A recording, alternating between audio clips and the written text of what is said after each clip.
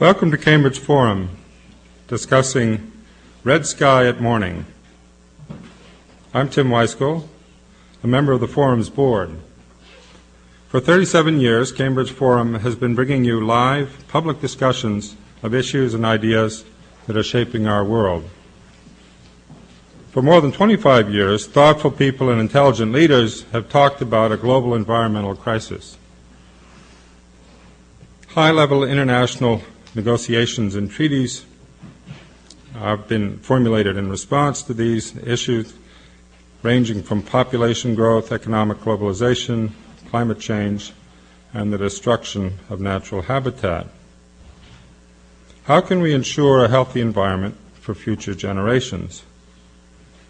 Here to discuss these vital questions is Gustave Speth, author of Red Sky at Morning, America and the Crisis of the Global Environment. Gus founded and was president of the World Resources Institute, co-founded the National Resources Defense Council, and served as advisor on environmental issues for Presidents Carter and Clinton. He was also the Chief Executive Officer of the United Nations Development Program, the UNDP. He's currently Dean and Professor in Practice of Environmental Policy and Sustainable Development at the Yale School of Forestry and Environmental Studies. Gus recently was awarded the prestigious Blue Planet Prize for his lifelong efforts in bringing environmental issues to wide public attention. Welcome, Gus Speth.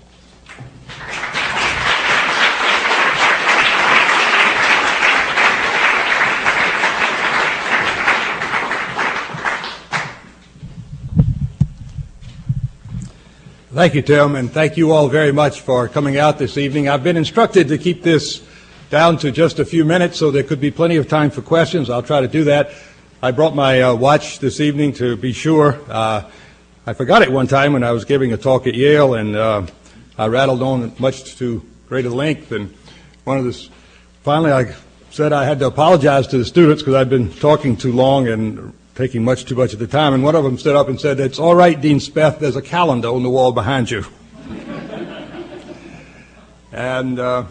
But I will try to get right to the point. I'm glad to be back at Harvard, in the Harvard area with this talk, with this book, because the book really began here 3 years ago when I was asked to give a lecture at the Kennedy School. And that lecture grew into the book that we now have. So I owe a lot to Harvard for getting me started on this. I was addressing the Yale undergraduates the other day on this subject, and I asked them pointedly, what's going to be your generation's Cold War? What's going to be the big struggle that you will have to deal with throughout your lifetimes? I posed a question to them, is it going to be terrorism? And it quite possibly could be, and certainly that's a very serious thing. But I told them that I actually believe that a bigger threat, and the threat that will consume them to the degree that they become involved, is not the fight against terrorism, but the fight to save the planet. And I want to really go into that with you tonight. It's a little off the beaten path for most people today who are concerned about international affairs. I was reading the New York Times on April the 5th, and I found this statement about Condoleezza Rice and the inclination to not pay sufficient attention to terrorism. It's quoting an international affairs expert as saying that any blind spot she had upon taking office in January 2001 might have been rooted in the fact that she emerged from a generation of scholars trained to focus on great power politics, with terrorism seen as a troubling but subordinate element. I want to read it to you again. Any blind spots she might have had upon taking office in January 2001 might have been rooted in the fact that she emerged from a generation of scholars trained to focus on great power politics with environmental deterioration seen as a troubling but subordinate element. And I think it's just as true in this case. If you look at what the leaders in the international affairs community are really focusing on, this is not one of the issues. And I think that is is symptomatic of a huge problem that we have. The story I want to tell you really begins in the Carter administration. I was in the White House with President Carter as his environmental advisor, and we were feeling really good about the progress we were making on environmental issues. We had passed the Clean Air Act and the Clean Water Act and Toxic Substances Control Act, and things were improving, and you could see the air and the water getting better and see a lot of legislative progress. But as around 1979, 1980, the information started coming in to us that there was a new agenda, a global scale agenda of environmental threats. It was more troubling, more difficult to deal with than the mostly local issues that had given birth to the first Earth Day in 1970.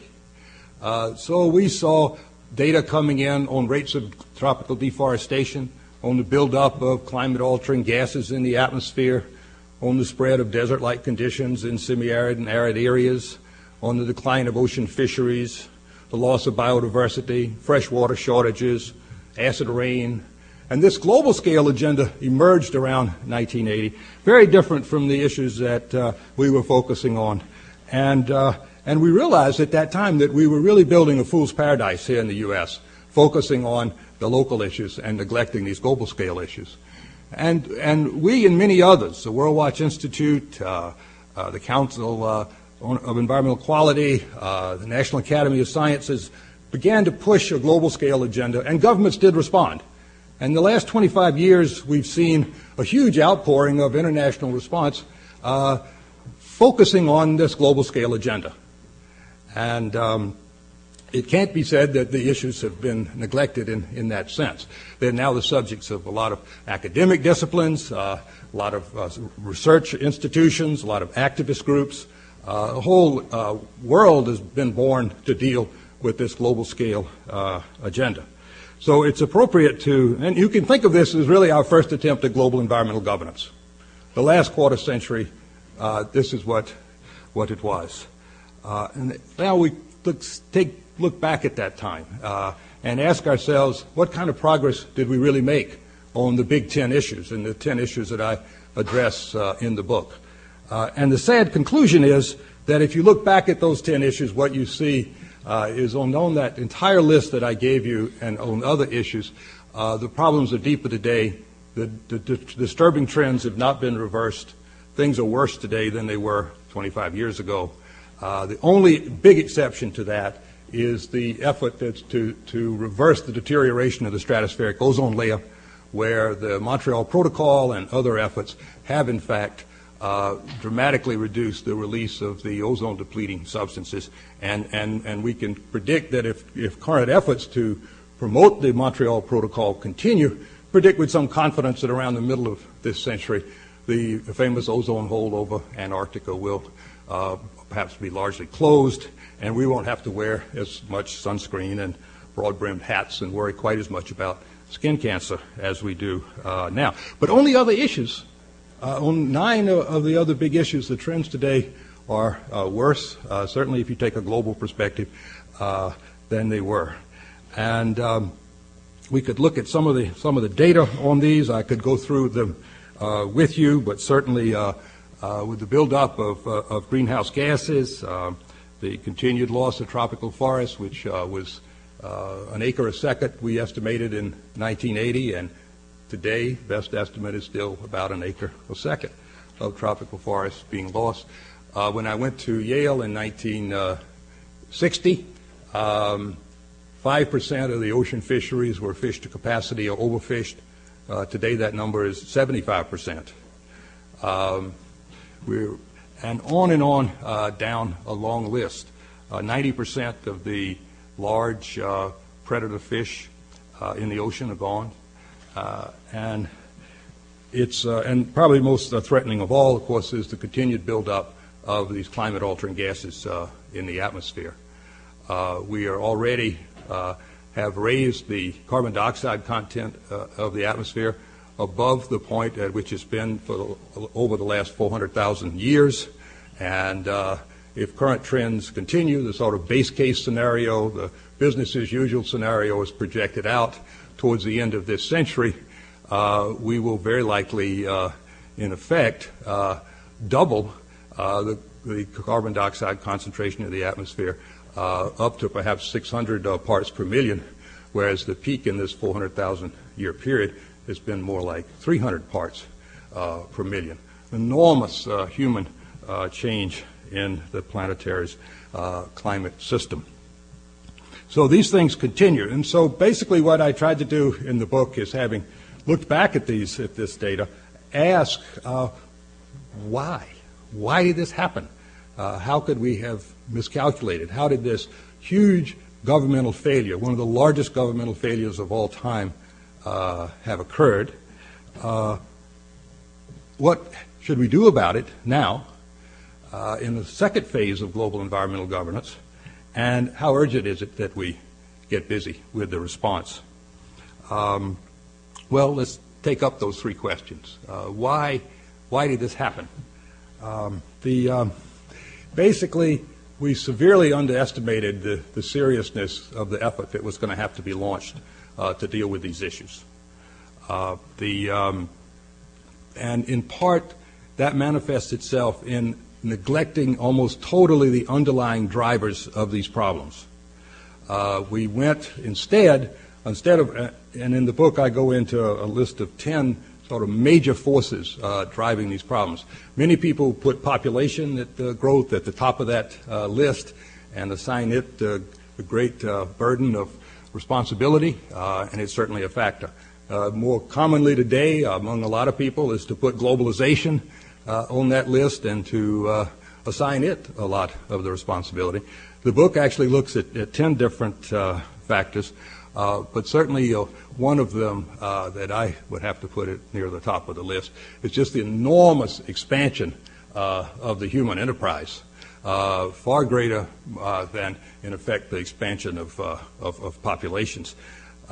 It took all of history to grow the $7 trillion world economy that we had in 1950.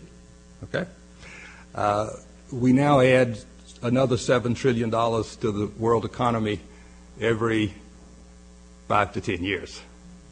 The size of the world economy is going to double almost certainly within the next 20, 25 years. Imagine, twice the level of human activity on the planet, economic activity, and then it'll very likely double again in the lifetimes of today's students. We've had a quadrupling of economic activity since 1960. It's a huge burden of human activity on the planet. So all of these factors combine, but basically, the routine deployment of environmentally ignorant technologies, a market economy with price signals that don't reflect environmental scarcities and environmental realities, and on down really a hellish list of drivers that we've all badly neglected. The Europeans are way ahead of us. I'll come back to that maybe in some questions in at least beginning to address these issues. So we didn't address the underlying forces. What we did do was to go out and create international environmental law. The principal response of the last quarter century to these global scale issues has been treaties and conventions. And as an international environmental lawyer, I study this, and I wish I could report better results to you. But the truth is that we've freighted this process of treaty formation and treaty implementation with far too much of the burden of dealing with these issues. We just took this model of domestic success. Got a clean air problem, get a Clean Air Act. Got a clean water problem, get a Clean Water Act. Well, you got a climate problem, get a climate treaty. You got a biodiversity problem, get a biodiversity treaty. And it doesn't work. And it doesn't work for a very simple reason, which is that to get agreement to a treaty, you have to bring in everybody. You can't do it by majority vote. You have to bring in everybody. So if the Brazilians don't like your forestry effort, and they've stopped the Forestry Convention from even moving forward, they can do it. If the U.S. doesn't like the climate efforts and the Kyoto Protocol, it can water down the Kyoto Protocol as it did, and then walk away from it entirely. And if the Japanese don't like the proposals on fishery, they can insist that the fishery agreement come to them. Meanwhile, this process is fairly opaque to the public, and citizens are out of it, unlike our domestic processes, where at least we can know what's going on. And it's a game only governments play. So we basically freighted this process, which is flawed, with too much of the burden, and we neglected the drivers. And then, to top it all off, the U.S. started being a villain in the piece, the principal foot dragger on international agreement and international action. The one effort that we succeeded on was the protection of the ozone layer, and the U.S. was wonderful.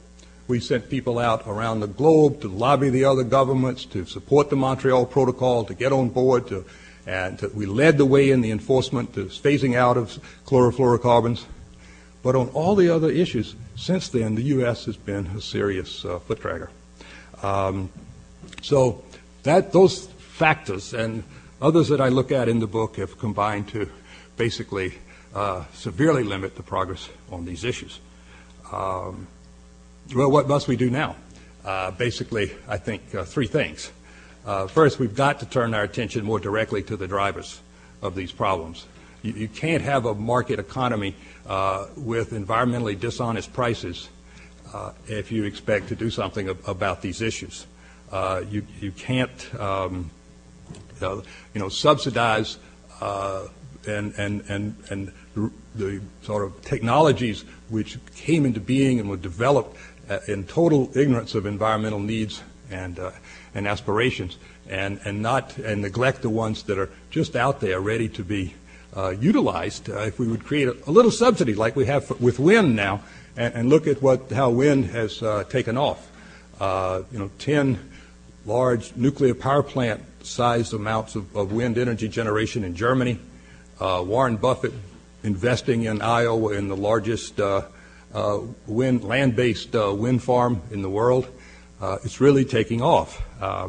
And so we have to deal with the drivers. We have to deal more directly with them than we have in the past. Poverty, population, and other things which we could discuss. Secondly, we've got to change the way we do international environmental law. I'm personally a strong advocate of a World Environment Organization. I was in the UN for 6 years, as Tim said, and I can tell you that the institutions that we've created to deal with the environment are the weakest in the UN. We have stronger health institutions, we have stronger labor institutions, we certainly have stronger trade institutions. And we need a World Environment Organization badly, and again, that's something that we could explore what that would really be. But we also need to change the way that we go about the business of writing agreements and enforcing them. We need a process to begin to happen at the international level that's similar to what happened in Europe, where we went from separate countries to basically an increasingly common environmental policy. So today in Europe, read in the newspaper not too long ago, the European Commission took 3 European countries to the European Court for failure to implement within their borders the agreed drinking water standards of the European Union. And that's the kind of situation that we need to evolve towards if we're going to deal effectively with environmental issues. If you're beginning to think that some of this sounds like a bridge too far, and how in the world can we ever get those kinds of things done, then just ask for a moment, consider the alternative. Consider what will happen if we let these trends continue. Thirdly, we need to find ways to help what I call jazz go to scale, because the one thing that's working today in the world is the bottom-up, unscripted, voluntary initiatives that are being taken at levels below the federal government level in our country and indeed around the world. You've got cities doing remarkable things. You've got 26 states in the United States taking action that will reduce greenhouse gas emissions. You've got NGOs, environmental groups, and others with remarkable capacities today. The World Wildlife Fund and others got together with the government of Brazil and have protected an area in the Amazon twice the size of the United Kingdom. And perhaps most remarkably of all, you've got the business community taking steps that would have seemed impossible or undreamable earlier. Scores of companies in the U.S. Adopting rather dramatic greenhouse gas reduction strategies. Big companies like DuPont and BP and others. And I was just over at a meeting of Ceres, a group based here in Boston, on environmentally responsible economies, and some of the biggest investors and pension fund managers and state treasurers were all there because increasingly there's a tremendous focus on being sure that investments are and that the operations of companies are going to be take into account climate risks and other environmental risks.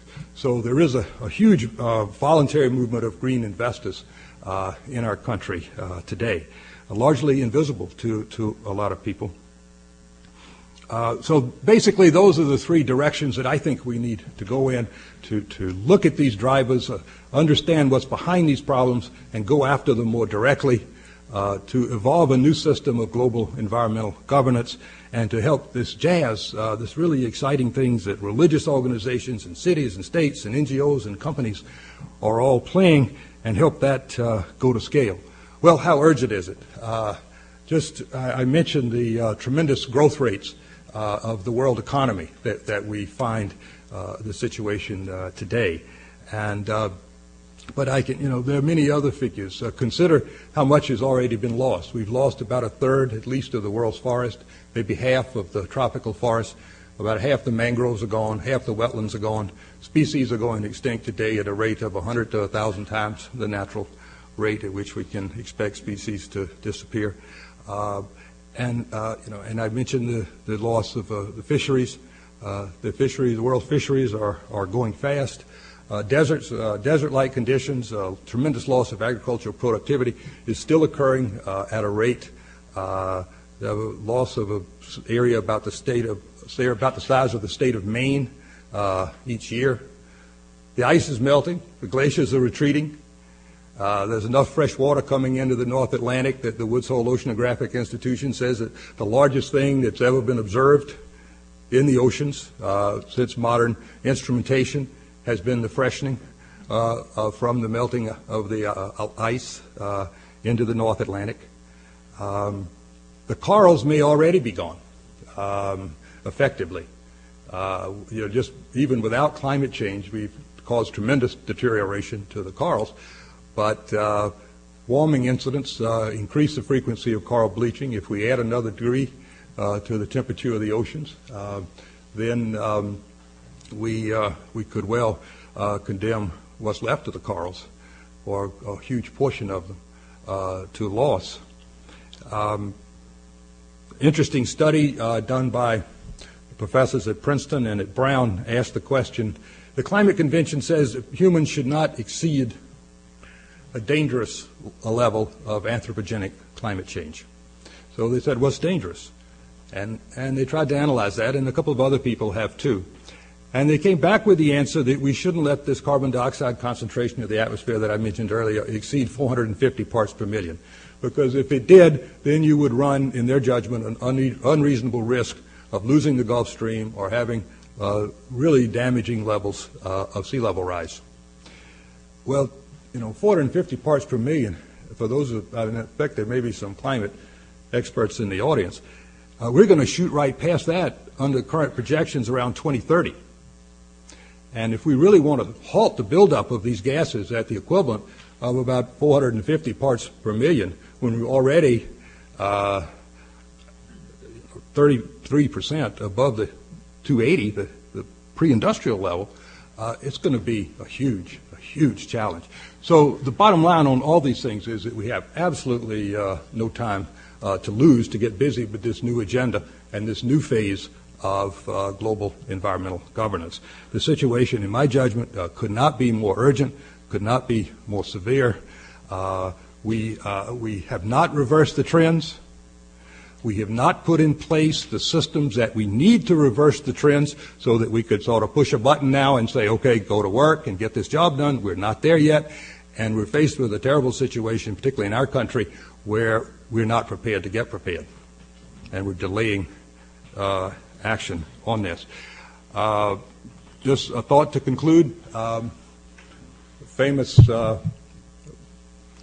little incident that President Kennedy used to talk about, aged Marshal Laote in his garden in France, getting ready to plant a tree, and the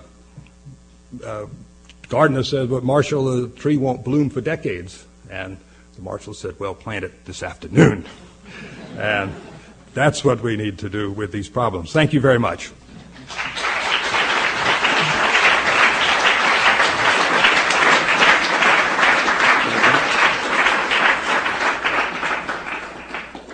You are joining us at Cambridge Forum, listening to Gus Speth discussing Red Sky at Morning.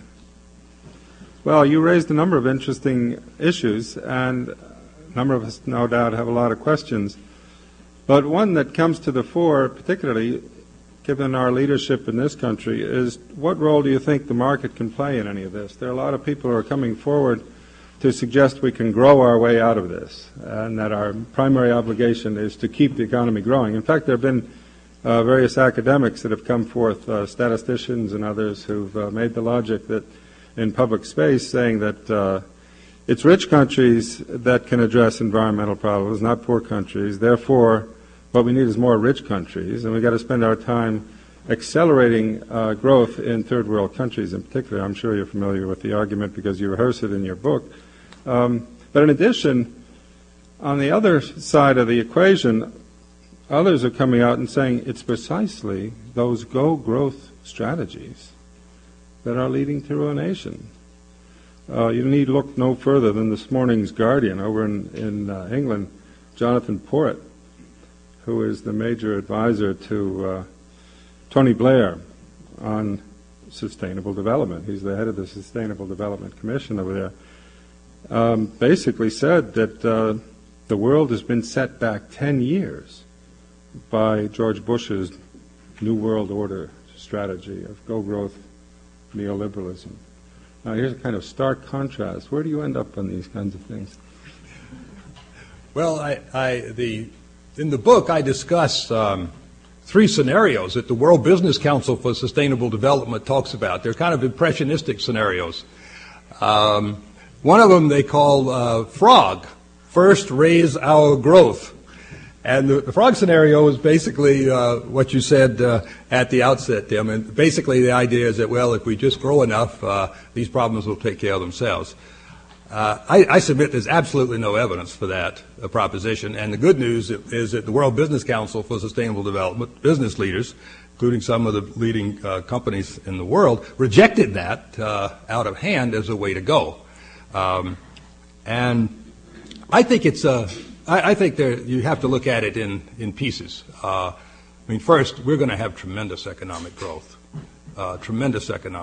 Economists and others now are beginning to look at the relationship between growth and happiness and growth and human well-being and things of that, because but let's take the rich countries. If you have a country that ranks right at the top or near the top on the Human Development Index, with low unemployment, with very little political, social, and economic inequality, why would you want to spend, huge amounts of effort continuing to expand per capita income in your country? Basically, we have countries like that. We have the Nordic countries and the Netherlands and even Japan, which is, people talk about being in recession, but has grown at about 1% a year for the last decade.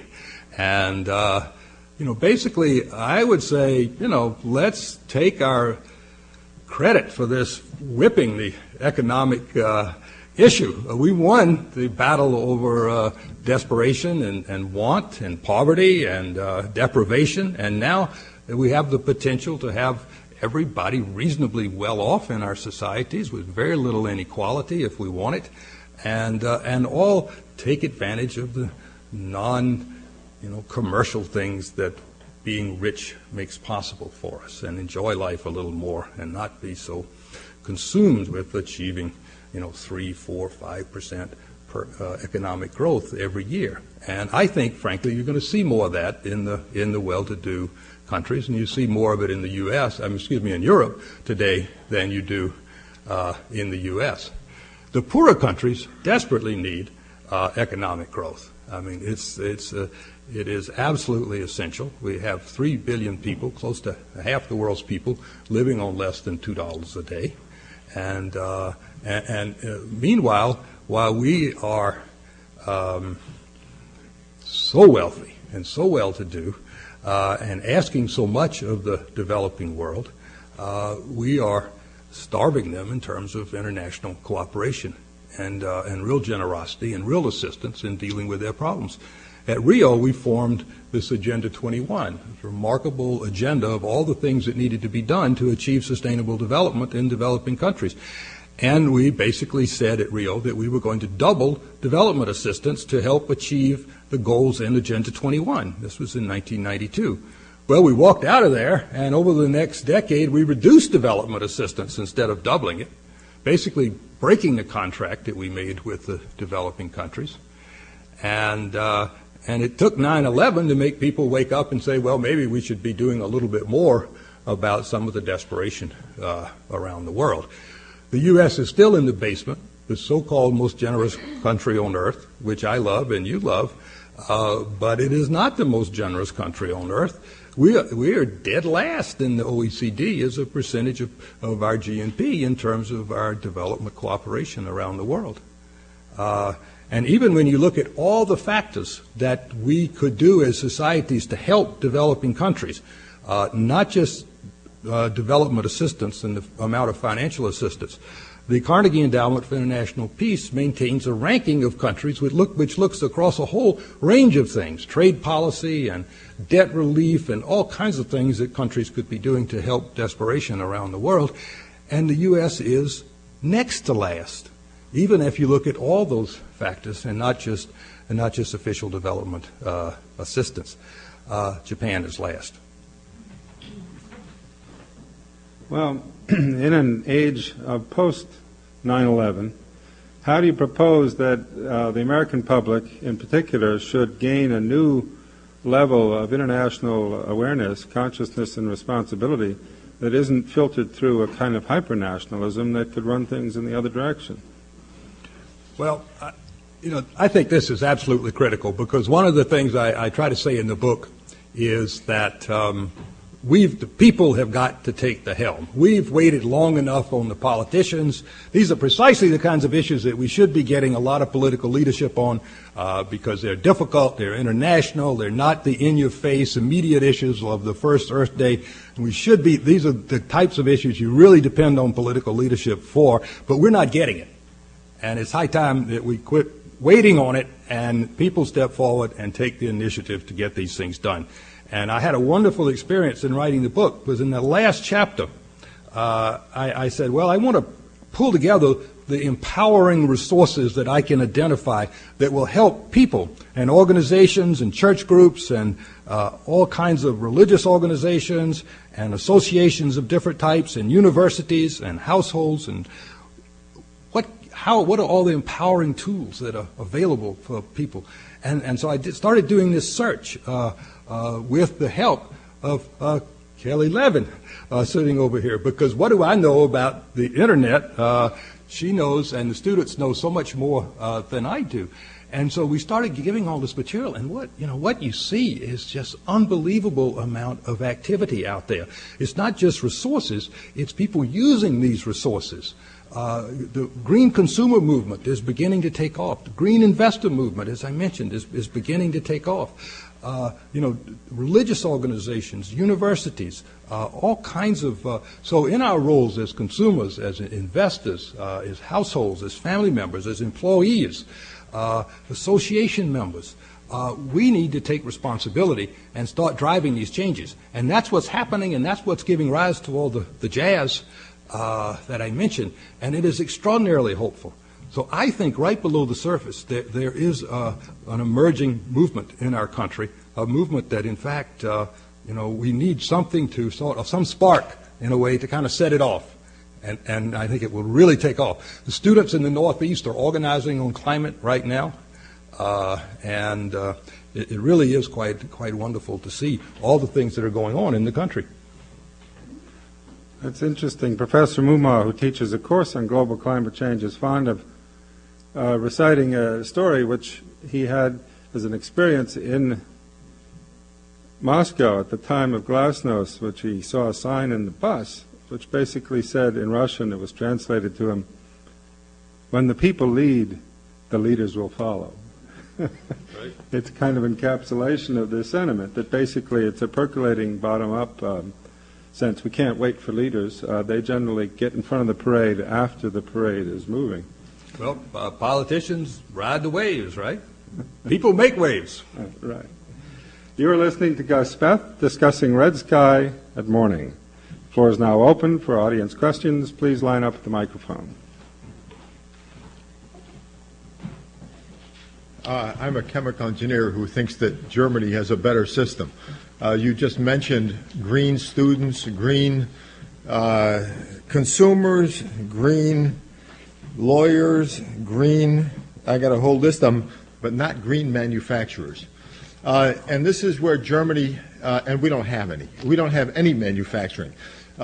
We have 1 million lawyers, as I'm sure you're aware, a number that has gone up tenfold since 1970, maybe related partly to the environmental movement. In Germany, they still have 20,000 lawyers and a better environmental system, I think you would agree. We have lost half of our manufacturing jobs since 1970, something I am aware of because I'm in manufacturing. Germany, I think, has not lost many manufacturing jobs. They have now as many manufacturing jobs, and a lot of them are green manufacturing jobs, as we have, and they only have 1/3 the population. So my question is, how do you respond to the proposition that the global environmental crisis is aggravated by, or maybe even caused by, American lawyers?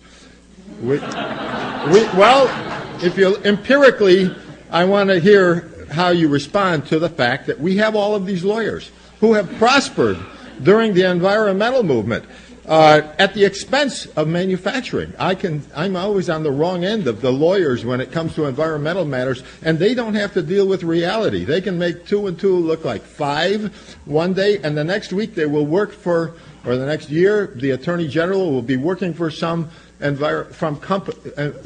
that has an environmental problem, and they will make 2 and 2 look like 3. Engineers don't get away with that. Secondly, lawyers, as I'm sure you know, consume not lawyers, but the litigious society. That includes the 2 million people we have in prison and so on. The whole court system uses 15% of our gross national product. They are consumers, not necessarily green consumers, but they have expensive habits of consumption who don't help the environmental problem. They, as a result, well, okay, I could go on and on, but I hope I've made the point that there is some reason to suspect, at least for me, that we cannot achieve the German type of system, which I suspect from your nodding that you might concede is better than ours, and I could detail it. I know the German system, without getting rid of all these lawyers, or making them productive consumers instead of having them such an enormous negative impact on our society. Good. Let's let him respond. I suspect you've had some bad experiences with lawyers. First, we desperately need to focus in our country on new technologies that can give rise to green industries.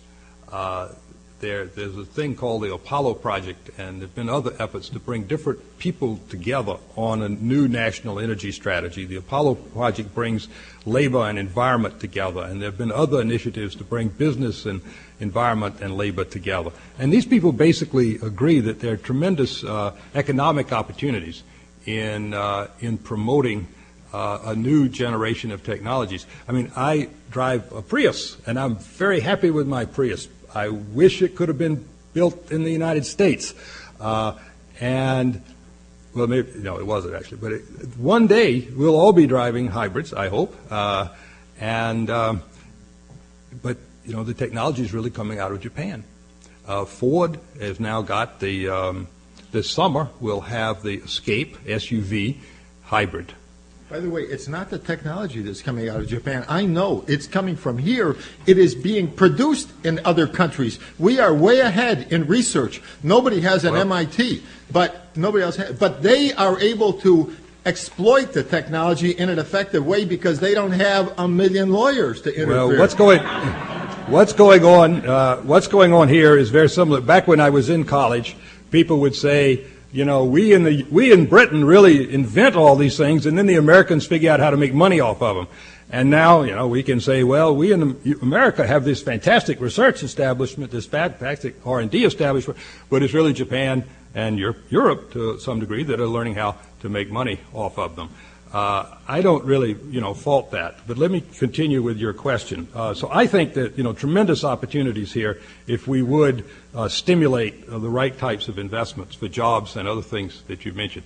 Secondly, I agree with you completely that the Europeans are moving rapidly in Germany and other places in Europe in ways that we are not. They have gone very far with this extended producer responsibility, which requires a manufacturer to take back the whole product, the car, the refrigerator, the TV, the computer. So they think from the outset, well, what am I going to do with all this stuff when it comes flooding back in? And they redesign their processes. They, of course, have been supportive of Kyoto. They're setting ambitious renewable energy goals. They have in Germany a tax shift where they're taking taxes off of things they want to encourage, like working and saving, and putting it on things they want to discourage, like energy waste. They're way ahead of us. They're going after 30,000 potentially toxic chemicals that we've ignored in this country, only 7% of which have been thoroughly tested. And they're starting a process in the European Union to test all of those chemicals, at least half of them, fairly rigorously. So, yes, we need to look to Europe, and it's a good thing they're out there giving leadership, and we ought to pay more attention to what they tell us and not be so darn unilateralist. Now, lawyers. By the way, in Germany, the environmental regulations are written by industry engineers, not by lawyers. The lawyers, I think, you know, we are probably an over-litigious society, but here's the truth. In most of the environmental activity in the big law firms has declined rather dramatically. And whether you're working for industry or working on the other side, there really has been an actual decline in the amount of work done in the big law firms in our country in environment, in part because people aren't enforcing the laws in the way that they used to, and for other reasons. Lawyers are on all sides of these issues. We've overly legalized the whole process of environmental management. We need a process of environmental law reform in our country. We can't get it. All the laws were written in the early 70s. There have been some amendments to them, some additions to them. They've grown encrusted. They've grown bureaucratic. It is a mess, but there's not enough trust, there's not enough confidence to sit down and say, okay, we know if we work together we can create something better for you and better for me, better for the environment, better for industry. There's not enough trust to sit down and do that in our country today, and it's a crying shame because we do have sort of an overly regulated type thing.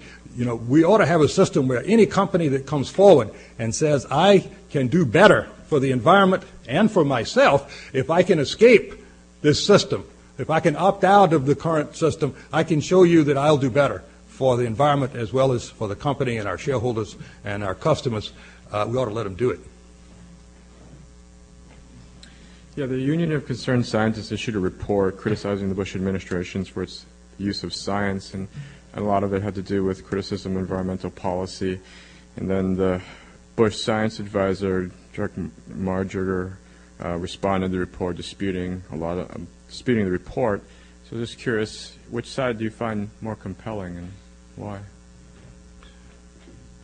Well, I thought the Union of Concerned Scientists and the Nobel laureates and others who joined with them in that statement were raising some very serious issues. We did a report for at the end of the Clinton administration, came out at the end of the Clinton administration, on climate change. It took almost 10 years to do, and the incoming administration treated it almost like it was junk science. And people use that expression a lot now when they don't like the results. But I gather just from the news reports, and I'm no expert on this, that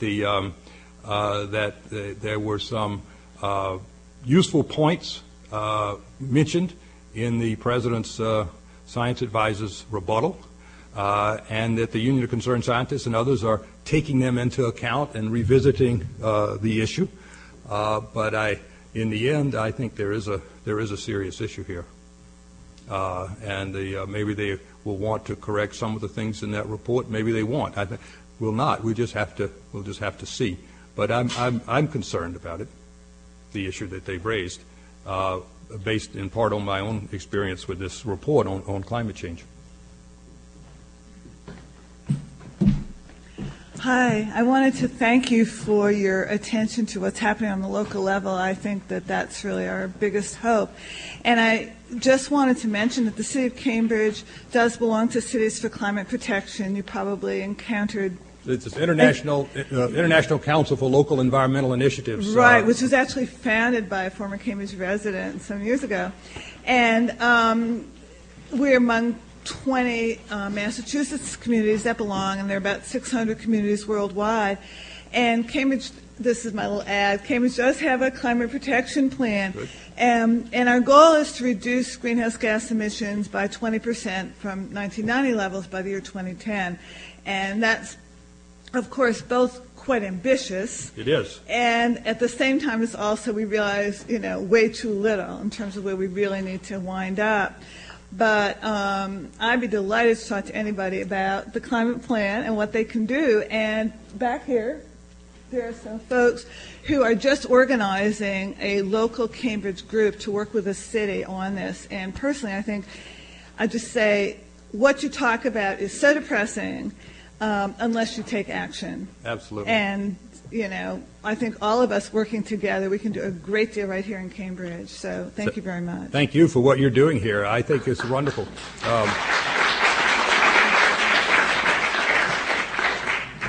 We have to be individually engaged in these issues because they are too depressing otherwise, and you can really get very depressed if you aren't engaged in the fight, in this struggle, and it is a struggle.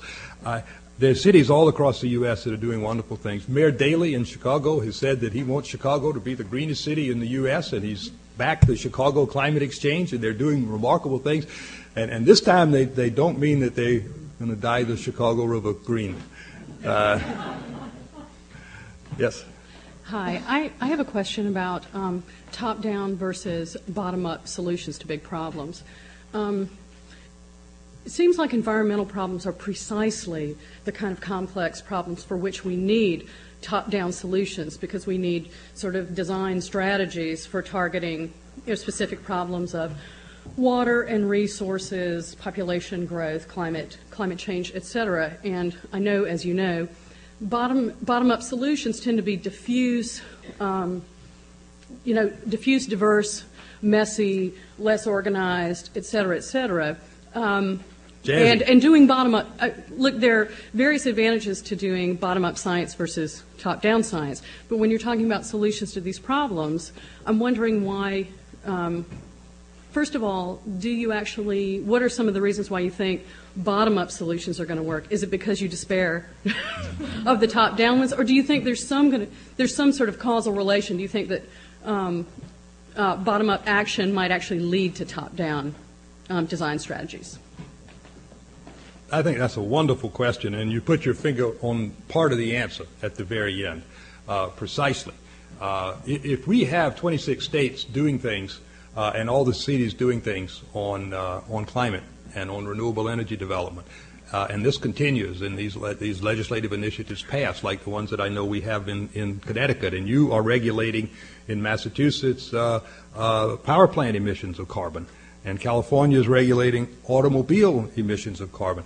All these state actions, and the state attorneys general are getting into the picture. When all this happens, Congress will have to act eventually on it. And so, yes, the bottom-up activity of citizens and when when members of Congress see what the cities are doing, what individuals are doing, they will get the message eventually. So I think that is part of the answer. I, in the book, argue very strongly that we need both approaches. And not one or the other. It just so happens that the door that we can push on right now as individuals happens to be the door that's closer to us in our communities and our households with our own resources and with those of our communities and states. And those doors are pushed open a lot more easily today by people. But we do need both. There was a wonderful moment. I attended this, the sort of Earth Summit was in 1992. In 2002, we had the Earth Summit Plus 10 in Johannesburg, the World Summit for Sustainable Development. And it was a disaster. Governments couldn't agree on anything. And one thing happened there that was remarkable, though. Greenpeace and the World Business Council for Sustainable Development jointly convened a press conference. And the Shell Oil guy said, well, you've been on our platforms. I'm finally glad to be on your platform, Greenpeace, for this press conference. And here they were convening this press conference. It was the brightest thing that happened in Johannesburg. And they read a statement like they were, in church. One group would read one sentence and the other business group would read the next sentence. And what they said was, we have got to have government action. We need government action to provide the goals, the framework, the accounting mechanisms, all of the things that will allow us to get busy solving this problem, because we know we've got to deal with the problem. So it is an either or. We have a civic responsibility to put into the laws at the national level and at the international level these values, to allow all the vitality and the innovation and the ferment and the sophistication and the financial and technological capacities of the private sector to turn them loose on helping to solve these problems. And a lot of business leaders are ready for that. And lastly, think about it this way. If you think of, I've talked a lot about jazz being the bottom-up and unscripted thing. Well, think of the, all of the treaty making and all the negotiations. That's classical music over in classical music hall, right? That's going on. It takes a long time and it's slow, but so what we really need is fusion. Can I just ask a real quick follow-up? Here's a specific case. While you're riffing in your Toyota Prius, and I'm scatting on the T on the way to work, we've got a government that is ignoring the one obvious move, which is to raise cafe standards, right? So we're screaming, we're tooting, we're rooting, and how is sort of conservation, increasing consciousness, et cetera, how are things like that going to achieve some big regulatory, get the government to achieve some big regulatory move like that? The CAFE standards are the corporate average fuel economy standards, basically what is the mileage standards that the automobile manufacturers have to achieve. They should be higher, and if we had really good ones in our country, reasonably high ones, China has just set one higher than ours,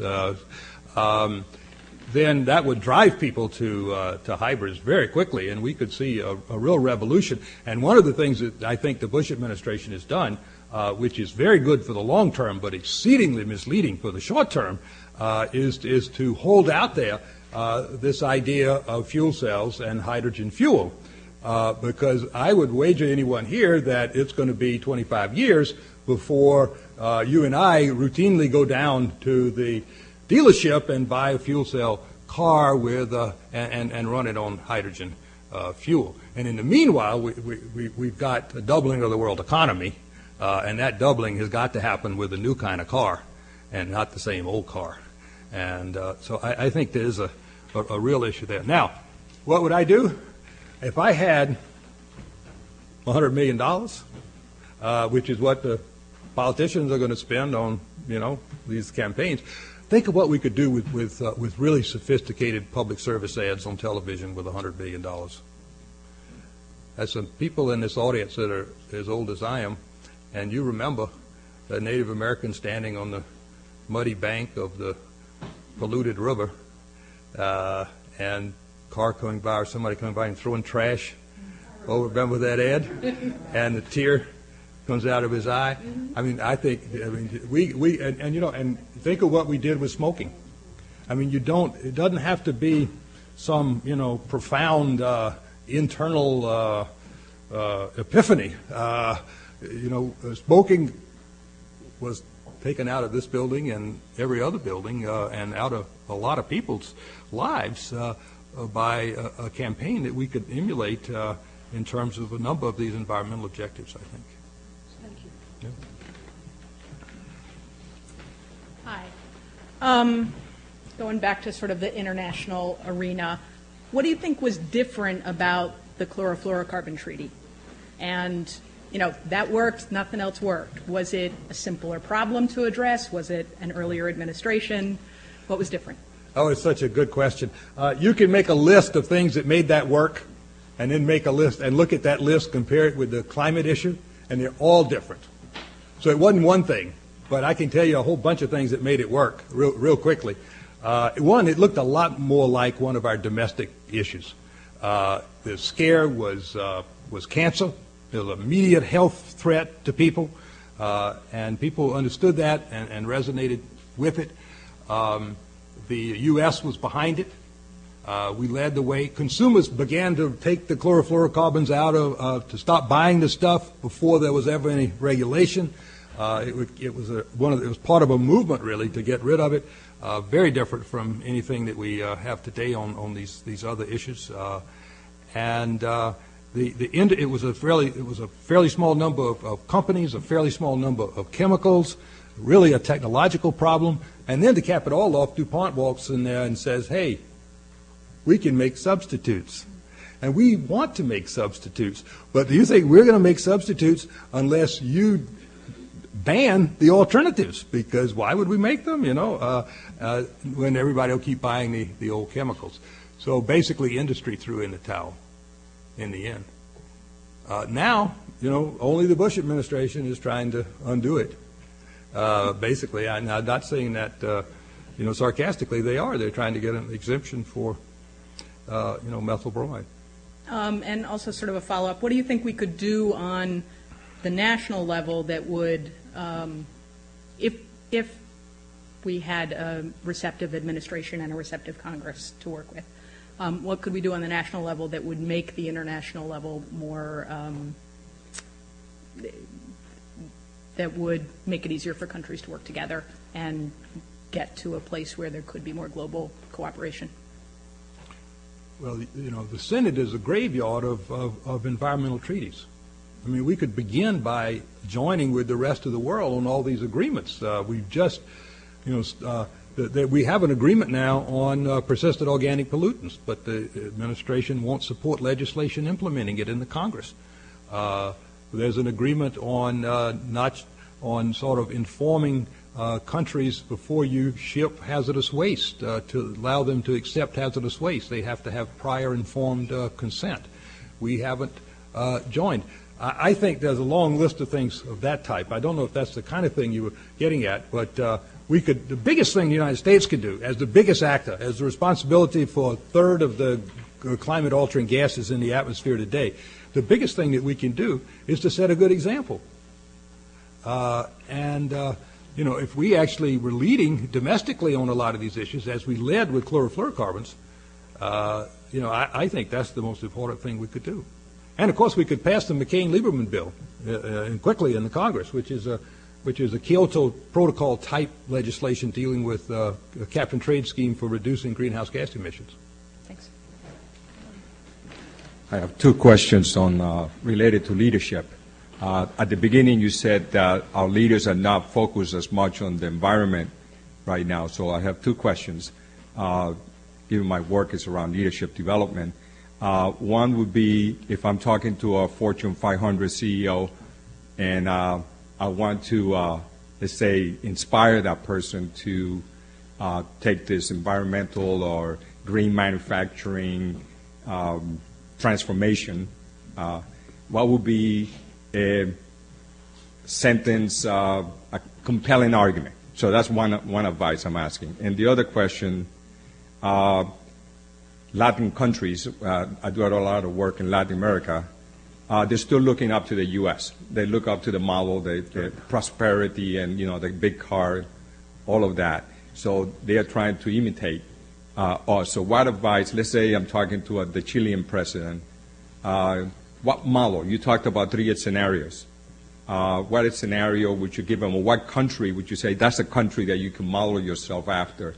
And I'm thinking of Lula, for example, in Brazil. I mean, he's got to deal with population, he's got to deal with growth, and they just lost rainforest the size of Massachusetts last year. The whole size of Massachusetts. After all the discussion, the Amazonian deforestation rates today are as high as they've ever been, higher than most cases, most times. Well, those are good questions. Basically, what would I say to a big company? I would say first on the upside of things, you're much better off if you act now, if you develop the learning to deal with these issues, if you get a lead on the competition in dealing with these issues, because sooner or later you are going to have to deal with them. And I think that's what's motivating a lot of companies. Kind of on the more aggressive side, what if you were Exxon? What if you were responsible, one company, for 5% of the total accumulated climate disrupting gases in the atmosphere? Well, someday, and the state's attorneys general are beginning to do this, somebody's going to send you a letter saying, dear Exxon, just as with tobacco and just as with asbestos, you're going to be responsible for damage.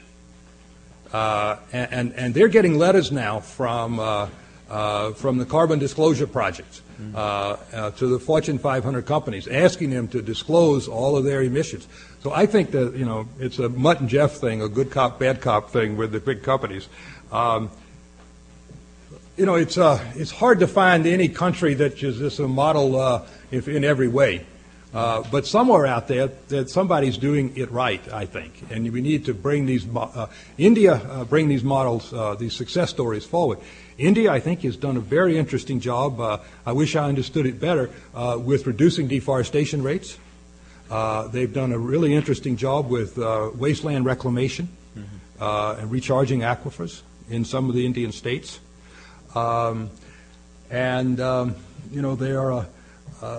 China's doing some interesting things. I think they're examples of success stories. I wish there were some place that were doing it perfectly, but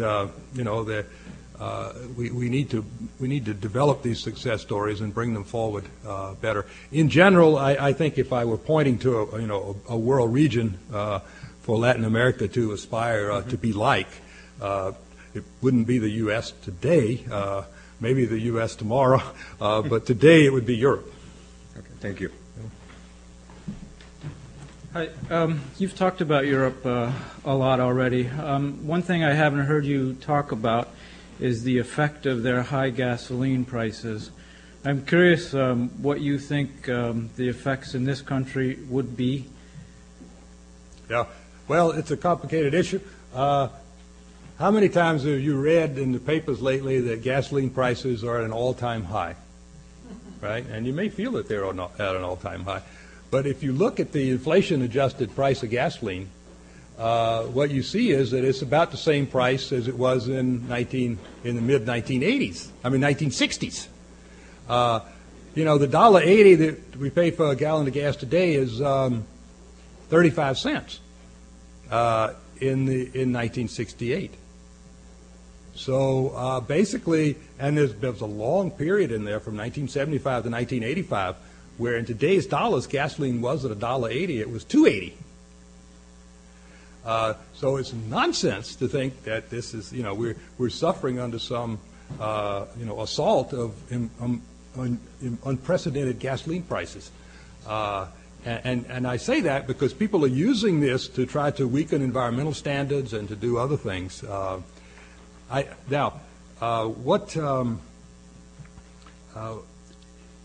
If you've had I don't think that, given the attitude that you see with people today, I think this is politically dynamite, and I'm not really advocating it today. But if you could phase in a gasoline tax that increased slowly over time, but everybody knew what was going to happen. It would take years, but eventually we're going to have a big gasoline tax in the United States.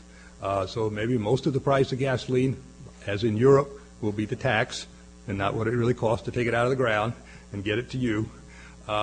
Then what we would see is like basically what we saw in the United States during that period from 1975 to 1985. It was more of a shock then. We don't need to make it a shock, but that was a period of dramatic improvement in U.S. energy efficiency at 2.5% a year during that time.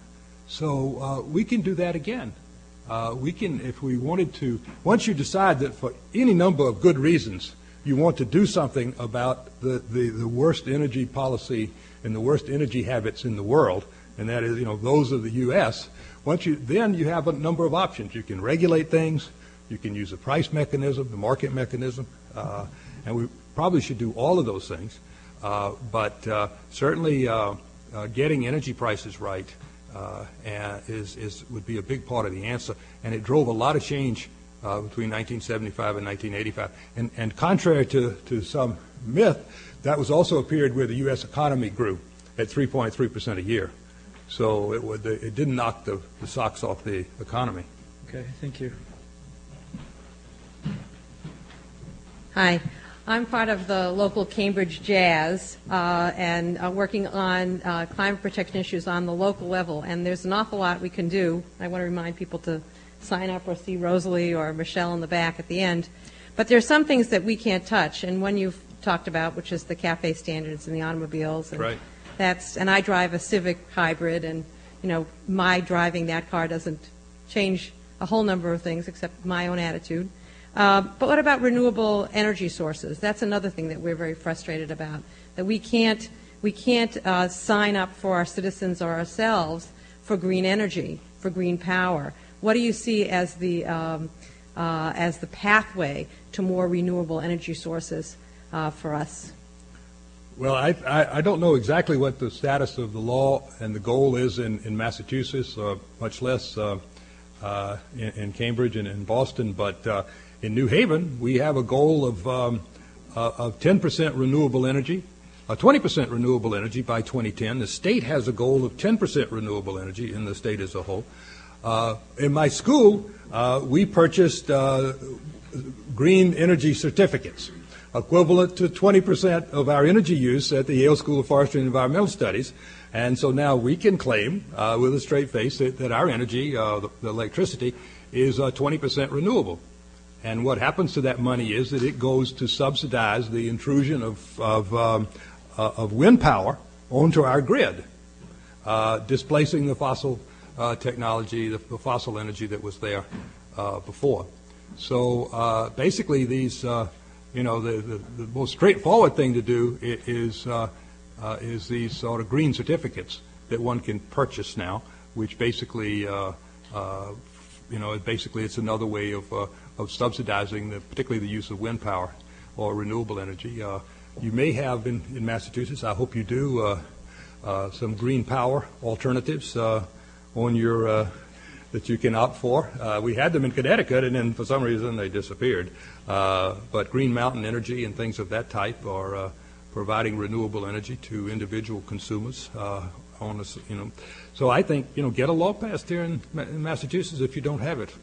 20% renewable for the state as a whole by 2015. Give them a break.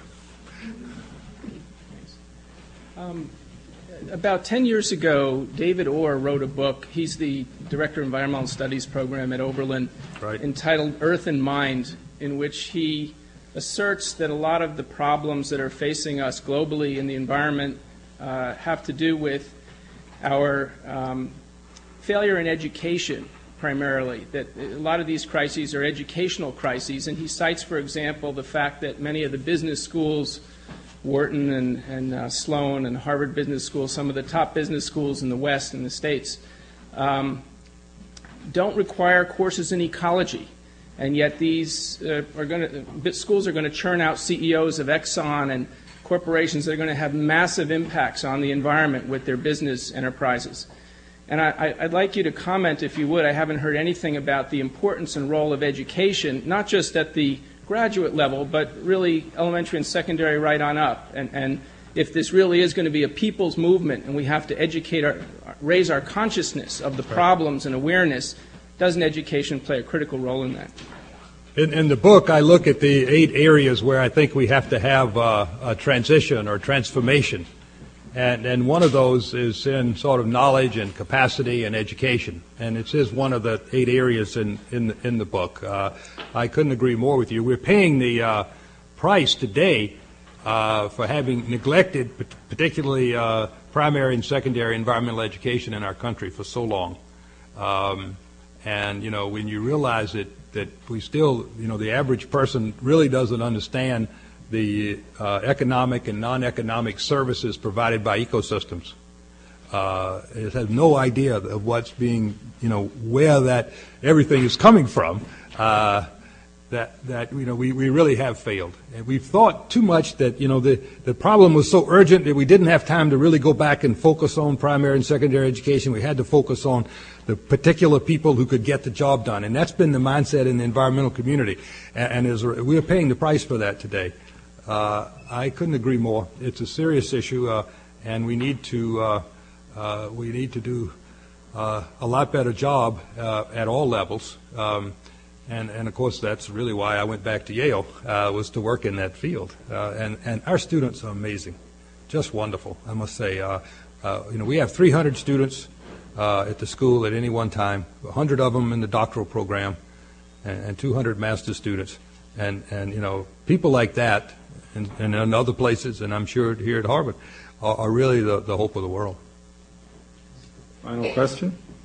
Okay, actually, I just have more of a comment. I was interested in the grassroots versus tops-down discussion, and the thought strikes me that here in Massachusetts and Boston, we have a pretty good example of grassroots. And if you think about slavery and the abolitionist movement, if we had been waiting for the government to fix that, we'd still be waiting. But it was the abolitionist movement from the grassroots that made it work. Amen. Amen. We really, I was, if I'd had time to read you just one thing from my book, it would be this paragraph, and since I'll take that to be a question, I'll answer it by reading you this paragraph. Eventually, leaders in the political and business worlds will see that it is powerfully in their self-interest to promote these 8 transitions. But the clear evidence to date is, absent some new force in the picture, they will be much too late coming to this realization.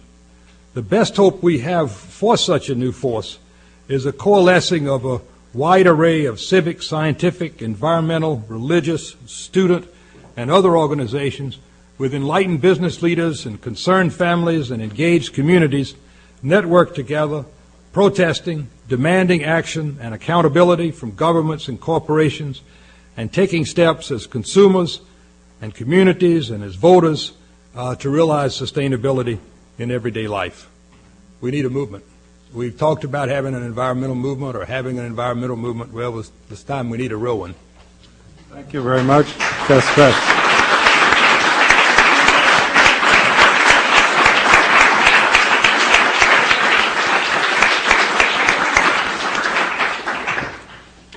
You have been listening to Cambridge Forum, co-sponsored by the First Parish in Cambridge, Unitarian Universalist, the Lowell Institute, and the Friends of Cambridge Forum. For a CD of this program entitled Red Sky at Morning, recorded in April 2004, send a check or money order for $12 to Cambridge Forum, 3 Church Street, Cambridge, Massachusetts, our fair city, 02138. Or call 617-495-2727, or visit us on the web at www.cambridgeforum.org. In the square, I'm Tim Weiskell. Thank you for joining.